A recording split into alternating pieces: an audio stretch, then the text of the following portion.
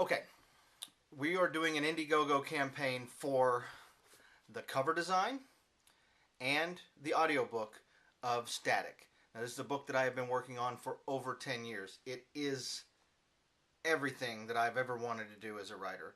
The real deal is this. Now, this is a proof.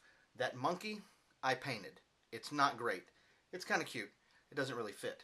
This I paid for through a designer that I actually went to art school with as a young buck. He stuck with it, and he's good. I did not. And that was the best I could come up with.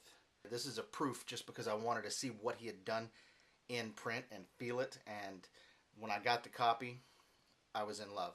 And that's when I realized I have to keep artistic control of this thing as long as I can. So, I want to use the design that I've paid for, that I love. I want to use the same team that produced the audiobook for 13 Lives. And that's where you come in. We've got to raise a little bit of money to recover a few things. First, I paid, like I said, a little over $300 for the cover design. Next, we've got the audiobook team. That's going to be over $1,000, I think around $1,200. So right now we're sitting at $1,500 just to get the thing produced. I'm going to set the goal here on Indiegogo at the $1,500. But that doesn't necessarily mean that we have to stop there.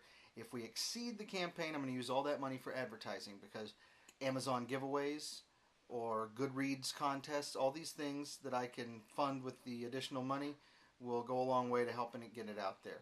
But $1,500 is the goal. If we go above that, sweet. Okay, so that's it for now. More updates to follow. Thank you.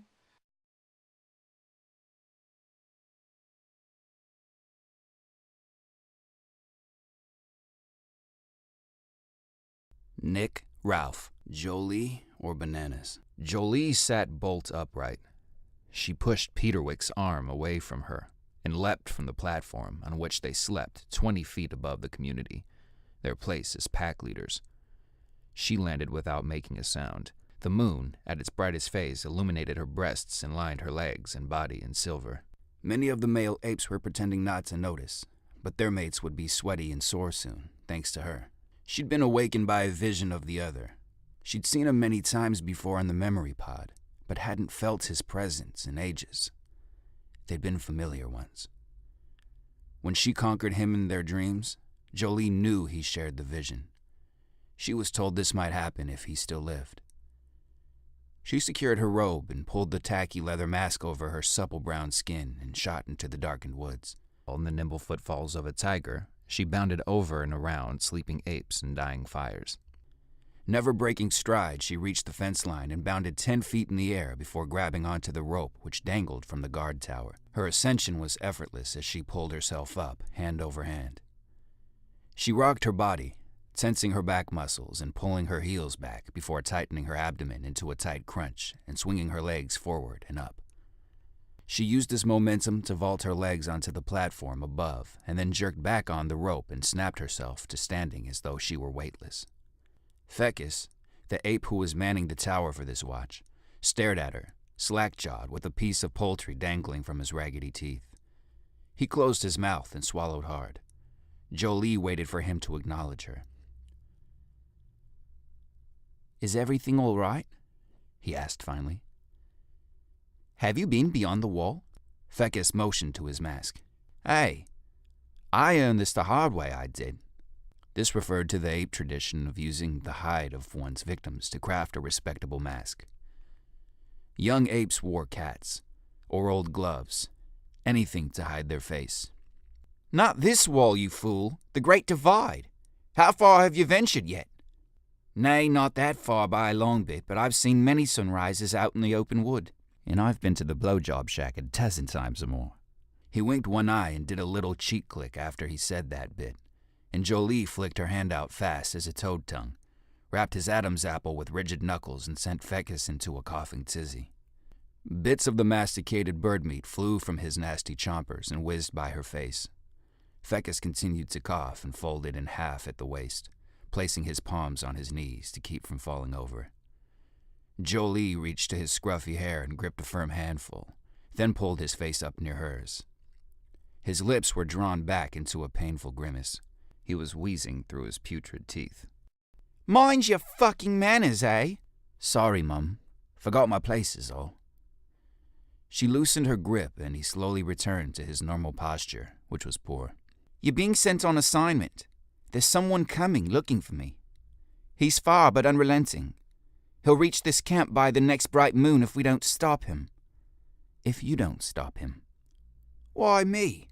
You'll leave at once. Take only that which you must to survive. Tell no one you're going. Ask no questions. Fecus argued none. He began gathering his satchel and rifle. No weapons, she said. What exactly am I doing out there if I'm not bringing a weapon? He was beginning to show his disobedient self once more. This one will not be your new mask, you hear? Your place is to keep him from Peterwick. From me. The light tunnel. You've heard tales of it, no? Aye.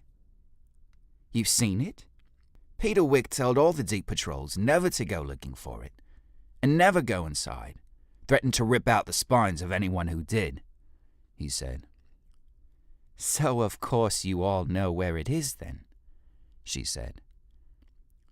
Just past the Great Divide and a little south. Thought you said you'd never been to the Great Divide.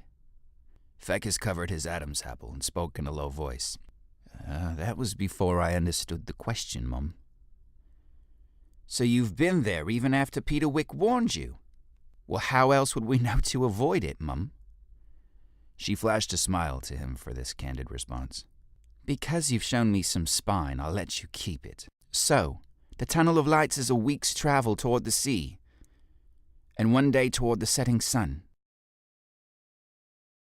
What of it? You don't want me to go there?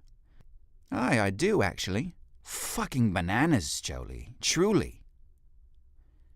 Aye, and bring some back if they're in season, she said. What they were referring to was what the Tunnel of Light was, surrounded by a huge crop of bananas. Peterwick loved bananas. This was the primary reason Eli had named them the apes.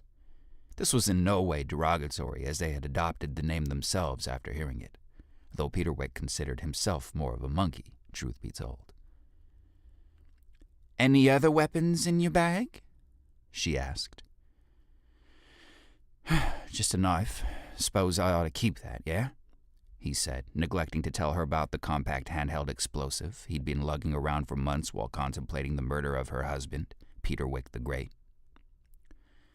Carry on, she said, and motioned him on with a blasé backhand wave. Not a word, she said, and he threw down a second rope, which unfurled and hit the dirt outside the compound's fence. He descended the rope with none of the grace and athleticism that Jolie had displayed on her way up and vanished into the deep, dark wood. Jolie sat at the now empty seat and picked at the bird carcass, awaiting the arrival of the next shift's watchman. She felt foolish to send Fecus instead of making the journey herself, but Peterwick would follow should she venture out.